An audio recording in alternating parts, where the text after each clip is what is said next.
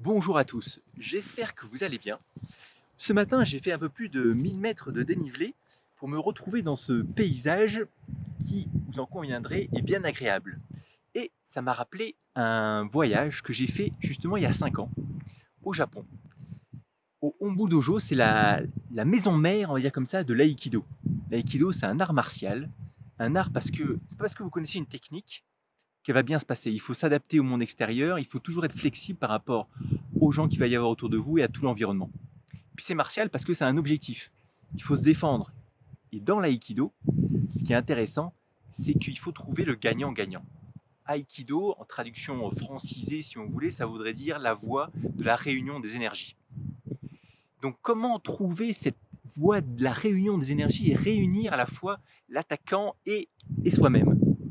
Et je trouve que c'est une question qui mérite d'être posée aujourd'hui, surtout quand on vit des moments difficiles.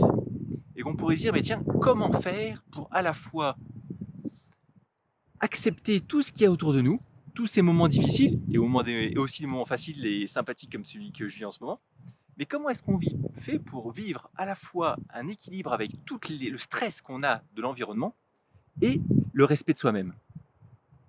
Comment est-ce qu'on peut arriver à avoir les deux qui peuvent être en symbiose, en union? Donc ça, c'est une question que je vous pose. Comment est-ce que vous faites, vous, en face de problèmes, en face de difficultés, pour réussir à faire le et plutôt que le ou, l'union plutôt que le combat? Voilà. J'espère que vous pourrez me donner quelques pistes à ce sujet-là. Alors, quelques petites applications dans le monde du travail. Moi, je me pose la question, par exemple, mais tiens, comment est-ce qu'on fait pour trouver le bon équilibre entre ce qu'on appelle l'aliénation, un contrat avec mon employeur? Il me donne de l'argent et en échange, je vais lui donner de mon temps, de mon cerveau, de mes mains. Et puis, le respect de soi-même. Comment est-ce que je fais pour vivre une vraie vie, pouvoir profiter en même temps? Comment est-ce qu'on trouve cet équilibre? Ça, c'est une grande question qui se pose pour beaucoup de monde en ce moment, quand le sens du travail est remis en question par tout ce qui se passe.